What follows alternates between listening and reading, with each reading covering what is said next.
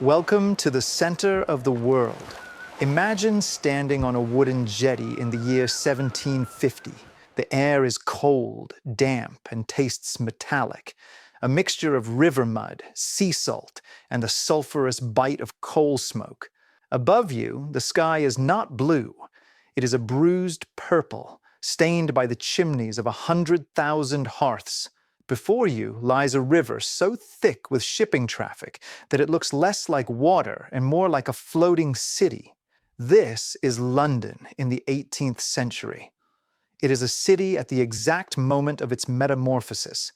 It is shedding its medieval skin and emerging as the first true capital of the modern world. Paris might have the glamour, and Rome might have the history, but London has the power. It is a leviathan of trade, a monster of finance, and the beating heart of an empire that is rapidly painting the map red. Everything in London begins and ends with the River Thames. In the mid-18th century, this wasn't just a river, it was the busiest highway on earth. Look at the Pool of London, the stretch of river below London Bridge. It is a chaotic forest of masts. You see the heavy, scarred hulls of East Indiamen returning from Bengal, their holds bursting with tea and spices. You see colliers from Newcastle dumping mountains of black coal to feed the city's fires. You see sugar ships from the Caribbean and timber vessels from the Americas. This river was the artery of the world. It was here that the concept of a global economy became a physical reality. London was not producing these goods, it was processing them, taxing them, and selling them. The city was a giant funnel, sucking in the resources of the planet and spitting out profit. But the river was also a boundary. To the east lay the chaotic working-class docks, a world of rough sailors, press gangs, and the stench of tar. To the west lay the rising elegance of the new city. And bridging these two worlds was a structure that symbolized the terrifying cost of this wealth, the Tower of London. By the 1700s, the tower was already ancient, a grim relic of the medieval past. While the rest of London was rushing toward modernity, the tower stood as a stone memory of feudal power. It was still a prison, a menagerie for the king's lions and the royal mint. It reminded every merchant sailing past that while money was power, the crown still held the sword. It was a dark, brooding counterweight to the shiny new world rising just a mile upstream. If the tower was the symbol of the past, then St. Paul's Cathedral was the symbol of the future. To understand 18th century London, you must understand the trauma that created it. In 1666, the Great Fire of London swept through the wooden medieval city, erasing 13,000 houses and 87 churches.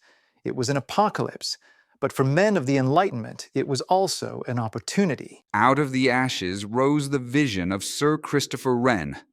When you look at St. Paul's, completed in 1710, you are not looking at a Gothic mystery filled with shadows.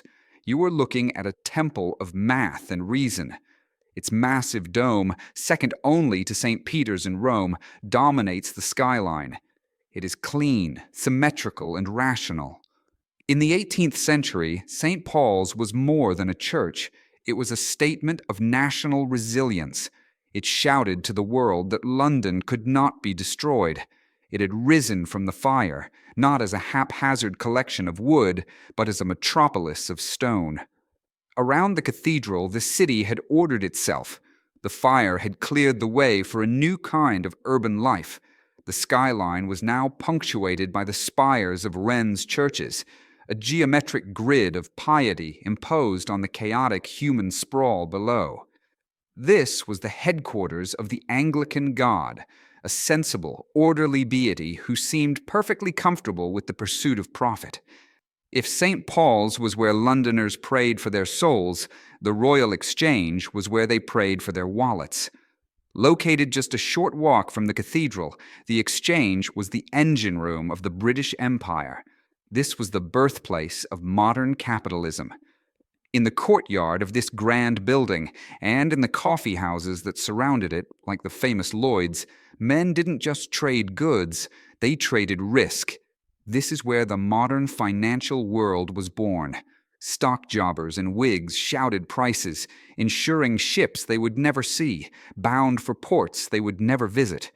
They created a layer of abstraction between the product and the profit. A merchant in London could get rich from a sugar plantation in Jamaica without ever leaving the comfort of a Cheapside coffee house. Cheapside itself was the grand avenue of this new consumerism. In the medieval era, it was a market. By the 18th century, it was the high street of the empire. Here, the shop windows, a new invention, displayed the spoils of the world: porcelain from China, silk from Italy, calico from India. This was the birth of the middle class. For the first time in history, you didn't have to be a lord to live well. If you were a lawyer, a doctor, or a successful shopkeeper, you could buy the trappings of nobility.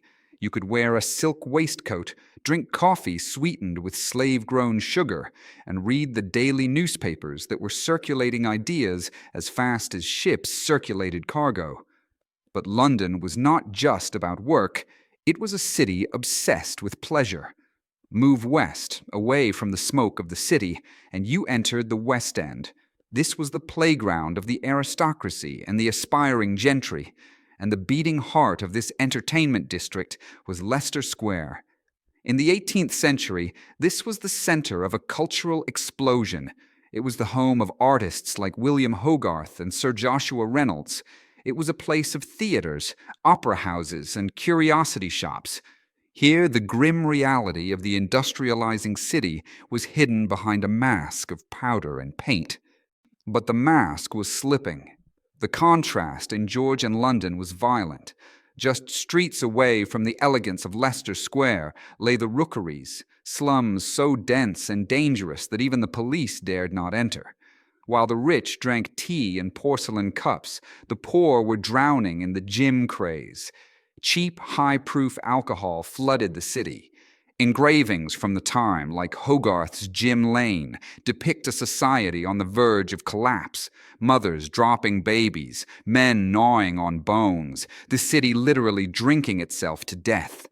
This was the dark side of the unregulated free market. London was a city of extreme liberty, but also extreme neglect. It was a place where you could make a fortune in a day, or die of starvation in a gutter, and the city would simply step over your body and keep moving. Yet, amidst the gin and the greed, London was achieving something profound. It was organizing the world. Travel downriver to Greenwich. Here, away from the smog, stands the Royal Observatory. In the 18th century, this building was the cockpit of the empire. The British Navy was the most powerful force on the planet, but its power relied on science. To rule the waves, you had to know where you were. The problem of longitude, knowing how far east or west you were, was the great scientific challenge of the age. It was here, at Greenwich, that the astronomers royal mapped the stars with obsessive precision. And it was this work that allowed British captains to navigate the globe with a confidence that their rivals lacked. Greenwich represents the marriage of science and empire. When you stand on the prime meridian line, you are standing on the spot where London decided to organize the planet around itself. They literally defined time and space relative to this building. It wasn't enough to conquer the world. London wanted to measure it, catalogue it, and set the clock by it.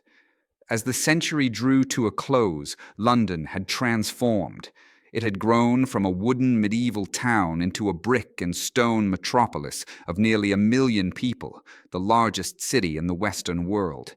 It had survived the Great Fire. It had survived the plague. It had survived the Jacobite rebellions and the loss of the American colonies. And through it all, it had only grown stronger, richer, and hungrier. The London of the 18th century was the laboratory of the future. It was here that the modern world was road-tested. It invented the stock market crash, the South Sea bubble.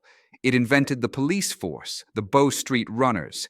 It invented the daily newspaper, the coffee house, the shop window, and the sidewalk. It was a city of terrifying energy. To walk its streets was to be assaulted by noise.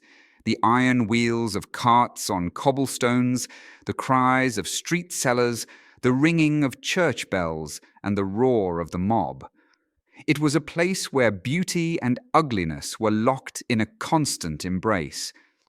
When we look at London today, beneath the glass skyscrapers and the asphalt, the skeleton of the Georgian city is still there. The dome of St. Paul's still watches over the city. The Royal Exchange is still a temple of finance. The Tower still stands guard. The 18th century didn't just build buildings, it built a mindset. It created the idea of the world city, a place where all the threads of human civilization knot together.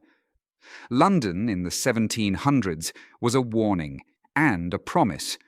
It showed us that a city could be a monster that devours its own children or a machine that generates unimaginable progress. It was the anvil upon which the modern world was hammered into shape. See you in the next video as we step into a new era.